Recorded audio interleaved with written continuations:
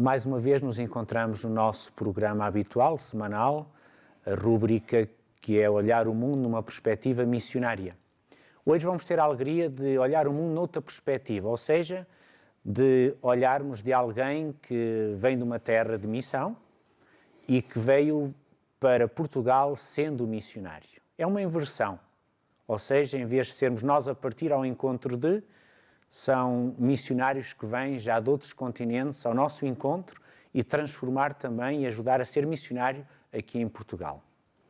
Temos connosco o Sr. Padre Paulinos. Bem-vindo, Padre Paulinos, ao nosso programa, ao nosso Olhar o Mundo numa Perspectiva Missionária. O Padre Paulinos é um missionário dos Missionários do Espírito Santo, é natural da Nigéria e ele vai fazer-nos uma pequena apresentação sobre a sua vida, sobre também estes 12 anos que já leva de presença em Portugal e desvê, caros espectadores, que a língua dele já fala muito bem o português e já é um como nós. Também eu sou natural da Nigéria e nasci também na Nigéria e nasci no sul da Nigéria e nasci numa família cristã, uma família católica. E os meus pais eram bastante praticantes, não casaram, quer dizer, não se casaram na igreja, mas quando se converteram, depois oficializaram o seu casamento na igreja. Portanto, eu nasci nesta família e cresci nesta família. Foi também nesta família que encontrei a minha vocação sacerdotal, porque eu, desde era muito criança, minha mãe levava-me à igreja, a minha mãe ensinava-me a rezar, a minha mãe, portanto, na minha família era mesmo obrigatório. Levantamos de manhã, começamos o dia com oração e depois a minha mãe tinha aquela obrigação dela de ir participar na Eucaristia. Na altura, a Eucaristia começa logo de manhã, 6h30. Imaginemos uma pessoa a ir à missa às 6h30 de madrugada, portanto tem que levantar mais ou menos às 5 horas, começar o dia, fazer oração na família, depois ir à Eucaristia. Portanto, assim, nasci nesta família e comecei a crescer. Portanto, quando chega na altura de ir à catequese, minha mãe também dava-me um conselho: vai à catequese, agora já tens idade para receber primeira comunhão. E recebi primeira comunhão e também ela dizia-me, mas também vai aparecer muito bem se tu fizer parte dos acólitos, seria muito bom. Portanto, dava-me aquele conselho. E um dia decidi também a fazer parte dos acólitos e comecei a acolitar. No primeiro dia que eu acolitei, ela ficou tão contente comigo e dizia assim: sim, fiquei muito contente contigo, fiquei com muita alegria contigo a ver-te no altar. Portanto, dava-me um ânimo, dava-me coragem de ir para frente. Portanto, foi assim que eu comecei também a pensar na minha vida. Depois entrei na escola, quer dizer, já estava na escola, mas continuei o meu estudo na escola a ter o mesmo desejo de um dia voltar a ser um sacerdote. Portanto, a minha vocação começou muito cedo, ainda era muito pequeno, quando comecei a pensar em ser sacerdote, sem saber o que ser sacerdote, o que dará para a minha vida, mas também gostava muito do meu sacerdote, quer dizer, do meu pároco. Gostava muito dele, sua maneira de se apresentar, sua maneira de celebrar a Eucaristia. Tudo isso foi um bom testemunho para mim e fiquei muito atraído para esta vida. Eu não entrei no seminário menor, porque na altura não tinha possibilidade mesmo de entrar no seminário menor, mas era o meu desejo de entrar no seminário menor e começar lá Portanto, a minha mãe gostava aqui, os meus irmãos queriam, mas também as condições da família não permitiam. Portanto, mais tarde, quando terminei o meu estudo na escola pública, decidi-me mais outra vez a tentar e a procurar a minha vocação, que continua a ser o desejo do meu coração, encontrar uma vida mais religiosa, um encontro com Cristo mais próximo. Portanto, quando terminei, pensei no que ia fazer. Comecei a escrever várias congregações religiosas. Na altura não sabia a diferença, mas chegava à nossa casa um jornal que se chama Missionário. É um jornal da Congregação do Espírito Santo da Nigéria naquela altura. Este jornal apresentava sempre as missões, o trabalho dos missionários da Congregação do Espírito Santo. Portanto, do jornal, depois de ler o que está no jornal, tirei o endereço e escrevi para a Congregação do Espírito Santo.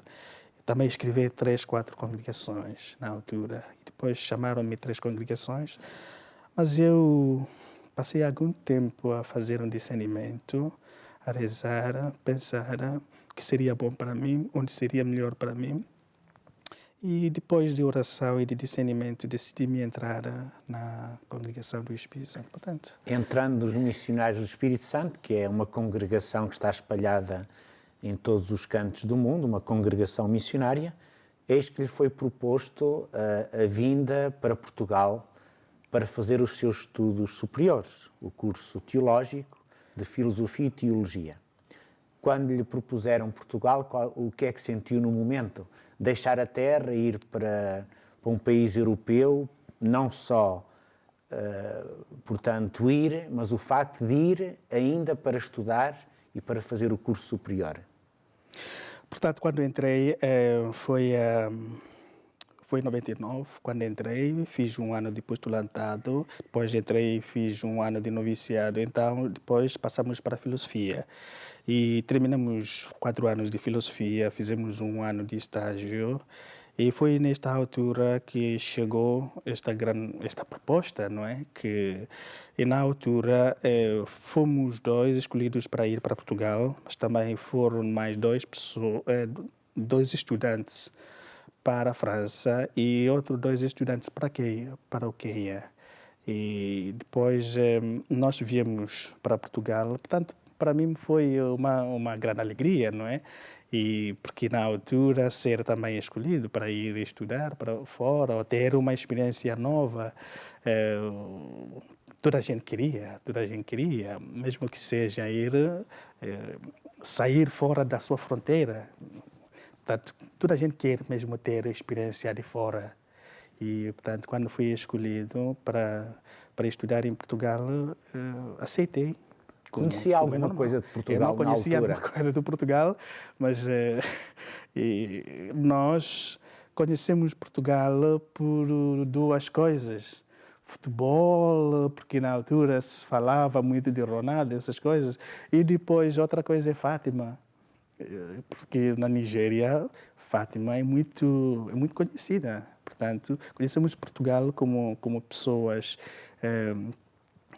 exploradores, quer dizer, os viajantes, digamos, exatamente no tempo dos descobrimentos, exatamente. E depois o tempo de missionários.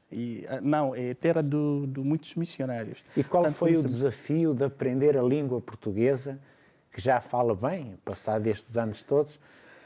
Criou-lhe algum trabalho, alguma dificuldade, ficou com algum receio? O que é que foi isto? 2 coisas, sobretudo, que eu acho que quem vem da África tem sempre 2 desafios enormes pela frente, que é aprender uma língua, como qualquer missionário, e depois adaptar-se ao clima, ao frio. Exatamente. E, portanto, quando nós chegamos, foi um bocadinho uma grande mudança, não é, na nossa vida, porque quando chegamos no tempo de frio.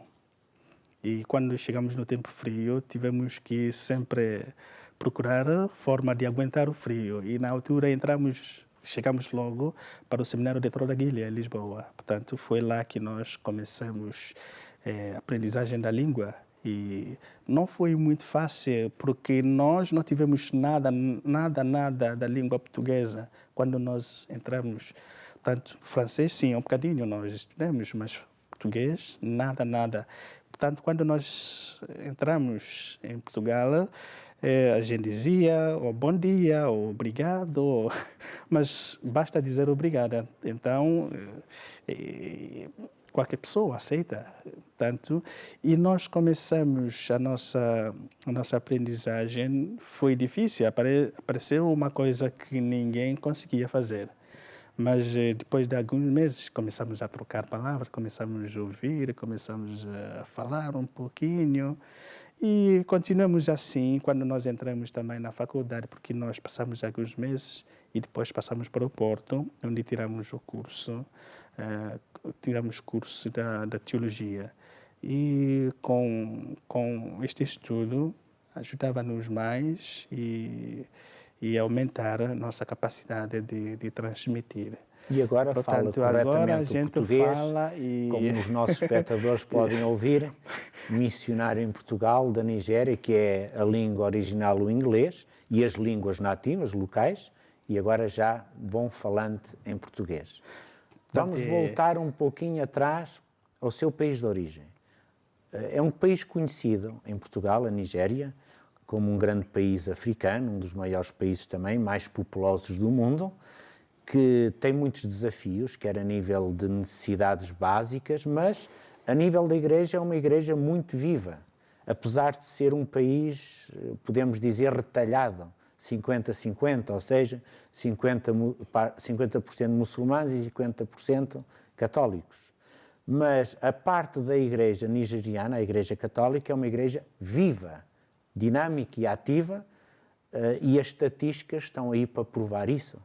Ou seja, em Portugal, nós temos os missionários do Espírito Santo, uma ou duas ordenações por ano, e os missionários do Espírito Santo na Nigéria têm 15 e 20 ordenações por ano. Explique-nos um pouco de onde é que vem essa força, essa dinâmica das vocações na Nigéria.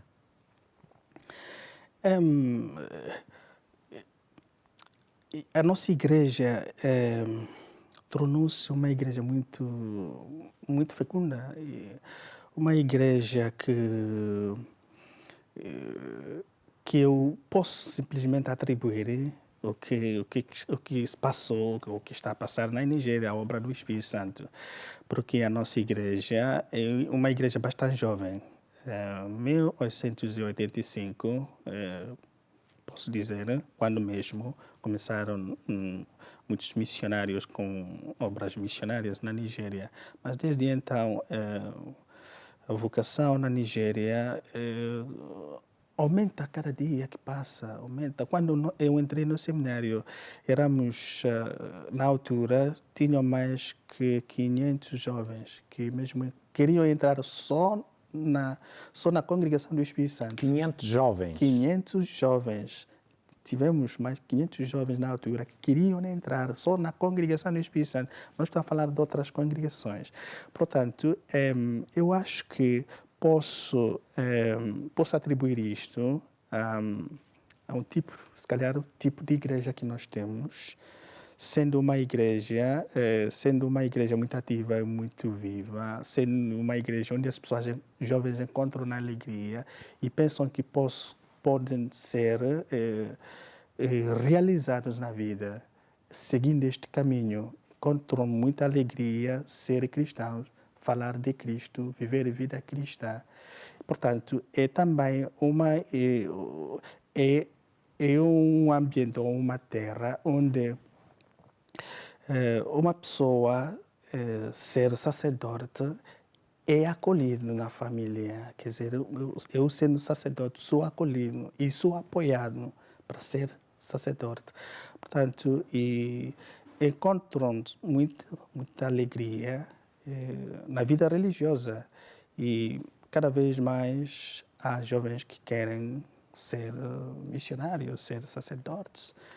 Eu posso atribuir isso à obra do Espírito Santo, porque no início não era assim, mas mais tarde Até imagino começou a desolação do padre Paulino, olhar aqui para a igreja em Portugal, onde de facto hoje ser sacerdote missionário, ser religioso, ser consagrado é uma raridade. Como é que olha isto aqui em Portugal? Esta dimensão vocacional que não é como na sua terra. Portanto, o que nós temos agora já tiveram. Portanto, vocês já tiveram muitos anos, vocês são mais velhos do que nós. E ainda não sabemos o que será o nosso futuro, mas olhamos ao nosso futuro com muita esperança. Mas Portugal já vem de muito longe. E, aliás, isso não está a acontecer só em Portugal. Em muitos países da Europa está a acontecer. Portanto, é um desafio para mim e para qualquer pessoa que vem para a Europa para trabalhar.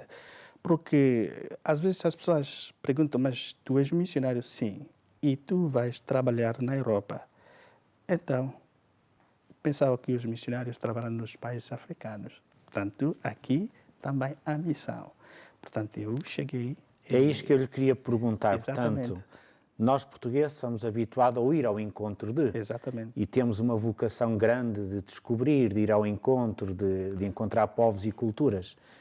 O seu caso é inverso, portanto, é um africano, é um sacerdote missionário que deixa a sua terra África e que vem trabalhar, evangelizar em Portugal.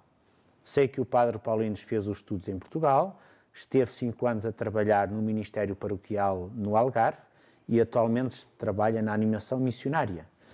Gostava de lhe perguntar como é que você se sente missionário a evangelizar em Portugal? No primeiro lugar, eu penso que, para além de anunciar a Cristo, como é natural de uma vida missionária ou da vida do missionário, hoje em dia há cada vez uma necessidade, o que é uma grande mensagem que a nossa congregação quer transmitir para o mundo. Este é anunciando o Evangelho a partir do encontro. Quer dizer, marcar um encontro com o outro, estar com o outro. E este encontro, como o Papa Francisco diz naquela mensagem para o Dia Mundial dos Pobres, que no início não havia fronteiras, são os homens que puseram fronteiras. Portanto, queremos ir mais além e ter um encontro com o outro. É uma forma de anunciar o Evangelho hoje, estar contigo, para além de ser um africano, mas também conseguir estar contigo e tu conseguir estar comigo. Isto é uma forma de nós anunciarmos o Evangelho hoje. Mais fundamental é dar testemunho de Cristo, que tu és o meu irmão, eu sou o teu irmão.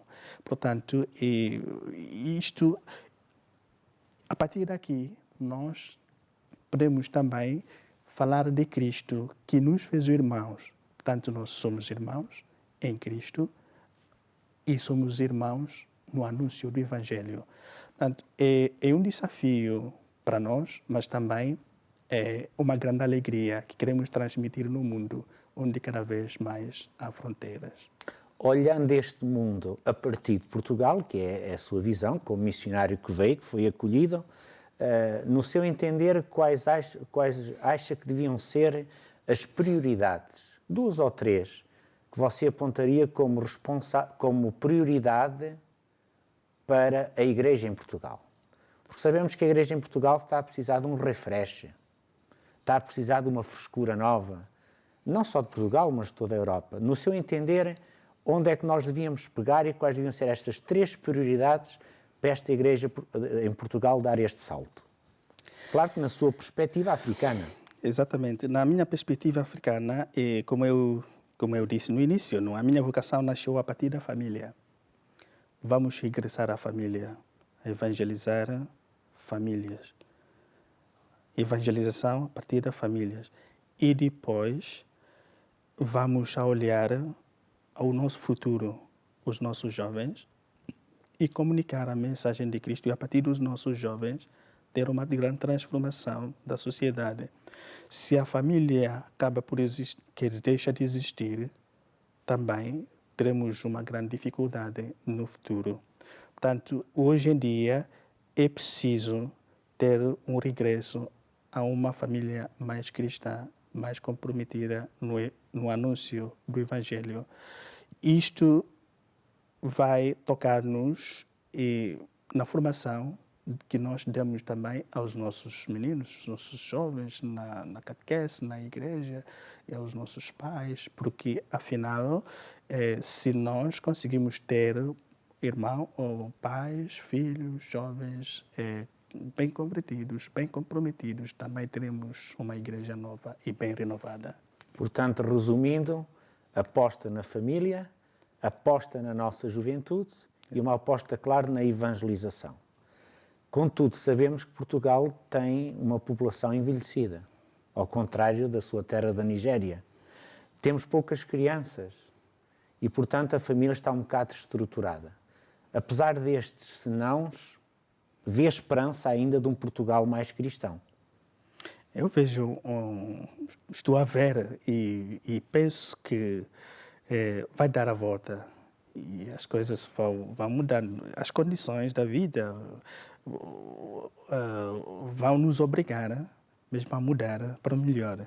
E eu penso que o futuro, temos que olhar mesmo ao futuro com muita esperança. Portanto, não podemos começar agora a perder a esperança pensando que tudo não vai mudar. Sim, eu creio que tudo vai mudar, porque de vez em quando nós encontramos também esta luz que está no fundo, mas que pouco a pouco vai surgindo. E eu penso que, como já aconteceu nos séculos passados, né? Quando apareceu tudo, que parece que tudo estava a desaparecer, mas mais tarde começou a renascer. Portanto, eu penso que no futuro teremos também uma experiência nova de uma sociedade mais cristã, de gente que procura a Deus e procura a Deus com muita verdade no fundo do coração. Padre Paulinos, muito obrigado pelo seu testemunho missionário e de nos ter dado esta versão contrária, ou seja, do sentido da missão em não só partir, mas também hoje, cada vez mais, vamos ter africanos, vamos ter latino-americanos na nossa igreja em Portugal. Caros espectadores, mais uma vez nós olhamos esta igreja, este nosso mundo, no sentido de que também somos cada vez mais uma igreja que vai acolher homens e mulheres, leigos, sacerdotes, missionários, que vêm até nós para nos dar este sentido de esperança e este sentido de que a alegria de uma igreja mais renovada está também na maneira como nós nos aproximamos e nos acolhemos uns aos outros. Terminamos este nosso programa, Olhar o Mundo numa Perspectiva Missionária, e faço votos que nos encontremos na próxima semana com a mesma alegria de olhar este mundo em perspectivas diferentes.